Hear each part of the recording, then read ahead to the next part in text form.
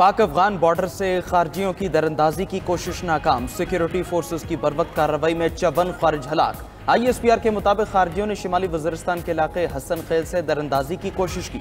मुसल्लह फाशियों ने दुश्मन का हमला पसपा कर दिया। झड़प में मारे गए खारिज के कब्जे से भारी तादाद में गोला बारूद और असलहा भी बरामद।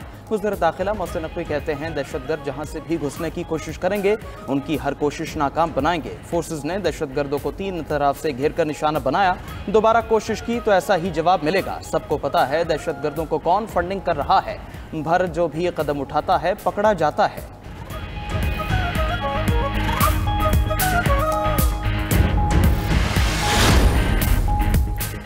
पाकिस्तानी क़यादत ने भारतीय साजिशी चेहरा और जंगी जनून दुनिया पर आया कर दिया। नायब वज़ीर आज़म इसहाक डार के आलमी रहनुमाओं से राबते जारी। चीनी वज़ीर ख़ारजा वांग जी से टेलीफोनिक रब्ता।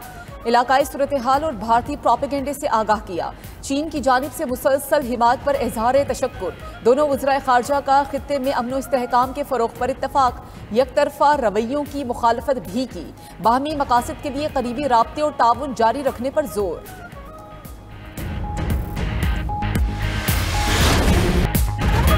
पहलगाम फॉल्स फ्लैग की नाकामी के बाद बैरून मुल्क मुकीम भारतीय भी हवास बाख्ता। लंदन में पाकिस्तानी हाई कमीशन पर हमला। इमारत के शीशे तोड़ डाले। मुजाहिरीन ने इंतहा पसंद RSS का नारंगी रंग हाई कमीशन की सफ़ेद इमारत पर फेंका। पुलिस ने एक हमलावर को गिरफ्तार कर लिया। दीगर की गिरफ्तारी के लिए छापे। गुज़श्ता रोज़ भी 300 से 400 शरपसंदों ने पाकिस्तानी हाई कमीशन की इमारत पर हमला किया था। भारतीयों के साथ इसराइली शहरी भी शामिल। शरपसंदों को भारतीय खुफिया एजेंसी रॉ ने इकट्ठा किया। 4 निकाबपोश शरपसंदों को पाकिस्तानी झंडा गिराने का टास्क दिया। लंदन पुलिस और पाकिस्तानी हाई कमीशन अमले ने साजिश नाकाम बनाई। हालात को देखते हुए मजीद पाकिस्तानी भी कौमी परचम की हिफाजत के लिए पहुंचे और इत्तेहाद का अमली नमूना पेश किया।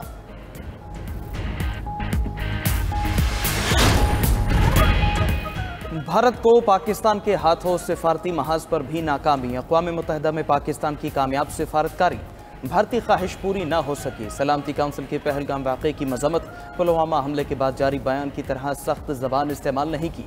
दोनों मुल्कों से तहम्मुल का मुज़ाहरा करने की अपील। नाकामी पर भारत हाथ मलता रह गया। सलामती काउंसिल के बयान में भारत की जगह सिर्फ मुतालिका हुकाम और मुतनाज़ इलाके के अल्फाज शामिल हुए। पाकिस्तान ने लफ्ज़ जम्मू कश्मीर भी बयान में शामिल कराया। भारत पहलगाम का लफ्ज़ शामिल कराना चाहता था ताकि ये तासुर हो कि मकबूजा कश्मीर को भारत हड़प कर चुका। सलामती काउंसिल में सख्त ज़बान इस्तेमाल न होने पर भारतीय मीडिया तिलमिला उठा। अपने ही सिफारतकारों पर तनकीद शुरू कर दी।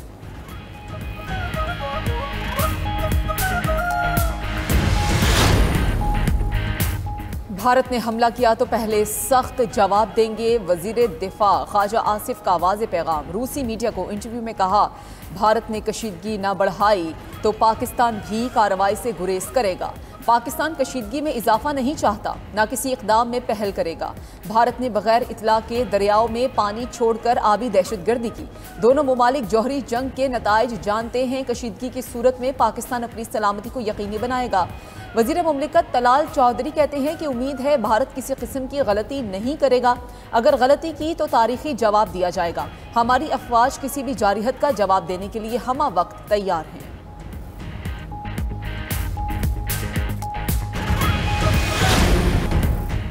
पीपल्स पार्टी के वफ्द की MQM के मरकज़ बहादुराबाद आमद। MQM रहनुमाओं से सेनेट नशिस्त पर अपने उम्मीदवार की दस्तबरदारी की दरख्वास्त कर दी। फारूक सत्तार का कहना था कि अवाम को रिलीफ देने के लिए पीपल्स पार्टी का भरपूर साथ देने को तैयार हैं। सेनेट नशिस्त पर हिमायत का फैसला मरकजी कमेटी करेगी। नासिर हुसैन शाह ने कहा कि सेनेट इलेक्शन में MQM ने हमारा साथ दिया तो ये मुस्बत इक़दाम होगा।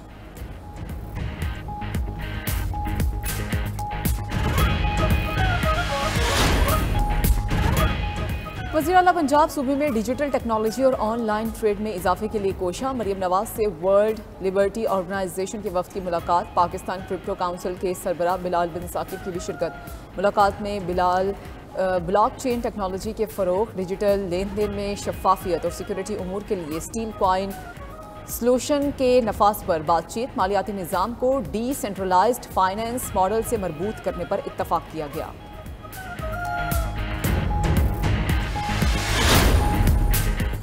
वफाकी वज़ीर दाखिला मोहसिन नकवी से गैर मुल्की सरमायाकार कंपनीज के वफ़द की मुलाकात। सरमायाकारों के तहफ़्फ़ुज़ और महफूज सरमायाकारी के लिए इक़दाम पर तबादला ख्याल। मोहसिन नकवी ने कहा, पाकिस्तान सरमायाकारी के लिए महफूज मुल्क है। सरमायाकारों का तहफ़्फ़ुज़ हमारी अव्वलीन तरजीह है।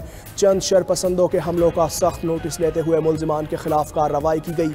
मुस्तक़बिल में ऐसे वाक़यात की रोकथाम के लिए हिकमत अमली वज़ा कर ली है।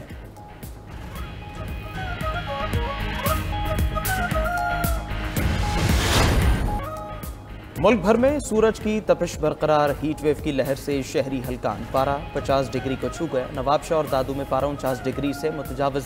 सिबी, सखर और मोहनजोदाड़ो में 47 और हैदराबाद में 45 डिग्री सेंटीग्रेड रिकॉर्ड। कराची में पारा 39, लाहौर और फैसलाबाद में 41 रहा। रावलपिंडी, बहावलपुर और डीजी खान में 42 डिग्री रिकॉर्ड। शदीद गर्मी की लहर 30 अप्रैल तक बरकरार रहेगी। महकमा मौसमियात की शहरियों को घरों से गैर ज़रूरी न निकलने की हिदायत।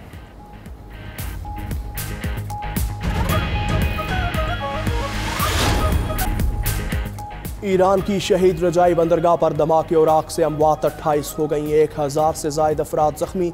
मुतासरा पोर्ट पर रेस्क्यू कार्रवाइयाँ जारी। फायर ब्रिगेड ने आग पर जुज़वी तौर पर काबू पा लिया। इब्तदाई तौर पर होलनाक हादसे की वजह आतिशगीर मवाद ज़ख़ीरा करने में गफलत बताई गई।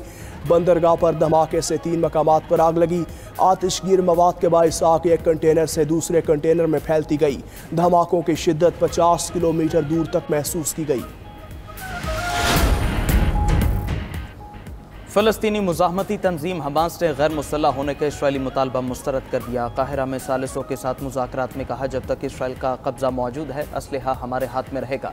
5 साल जंगबंदी की शर्त पर तमाम कैदियों को रिहा करने पर तैयार है। मुआहदे के लिए आलमी बरादरी की जमानतें दरकार होंगी। दहशतगर्द इसराइल की गजा पर खून रेजी जारी। मजीद 57 फ़लस्तीनी शहीद, 108 जख्मी हो गए। उधर तलबी में हज़ारों इसराइलियों को यरगमालियों की रिहाई और जंगबंदी के लिए मुजाहरा। शुरका नेतन्याहू के खिलाफ नारे लगाते रहे।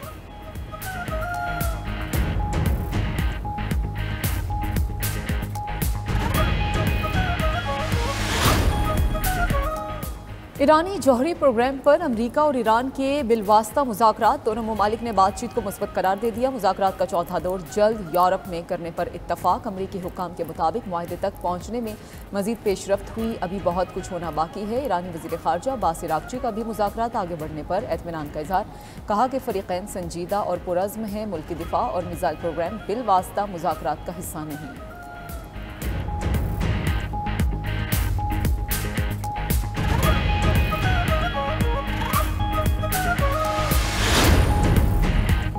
रूसी फौज की पेशकदमी यूक्रेन के ज़ेर कब्जा इलाके कर्स्क को मुकम्मल आज़ाद करवा लिया। यूक्रेनी फ़ौज ने गुज़श्ता साल 1100 किलोमीटर तक कब्जा कर लिया था। उधर अमरीकी सदर ट्रंप की यूक्रेनी हम मनसब से मुलाकात के बाद रूसी सदर पर तनकीद। कहा, यूक्रेनी इलाकों पर हालिया मिसाइल हमलों की कोई वजह नहीं थी। हमले जाहिर करते हैं प्यूटन जंगबंदी नहीं चाहते। अब रूस से पाबंदियों के जरिए निपटा पड़ेगा।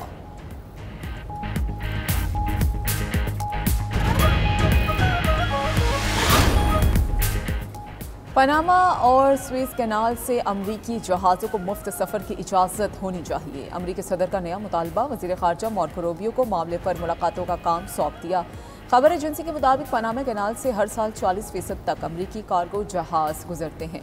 ट्रंप इंतज़ामिया ने यूरोप के लिए सिफारतकार को 4 माह बाद ही बदल दिया।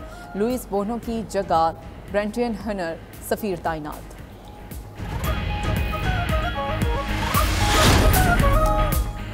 कैथोलिक मसीहियों के रूहानी पेशवा पोप फ्रांसिस की रोम में तदफीन।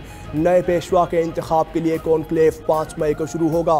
कॉलेज ऑफ कार्डिनल्स का इजलास सिस्टेन चैपल में होगा, जहां 135 कार्डिनल्स अपने पसंदीदा उम्मीदवारों को वोट करेंगे। वोटिंग का अमल उस वक्त तक जारी रहता है जब तक किसी उम्मीदवार को 2/3 वोट न मिल जाए। सिस्टेन चैपल की चिमनी से उठने वाला सफ़ेद धुआं नए पोप के इंतखाब की निशानी होती है। और दुनिया का सबसे ऊंचा पुल रवां साल जून में चीन के सूबे ग्वांजू में खोल दिया जाएगा। पहाड़ी इलाके पर मुश्तमिल सूबे में पहले ही 100 से ज़ायद बुलंद तरीन पुल मौजूद। नए पुल की मदद से वादी का सफ़र 2 घंटे से कम होकर सिर्फ 1 मिनट रह जाएगा।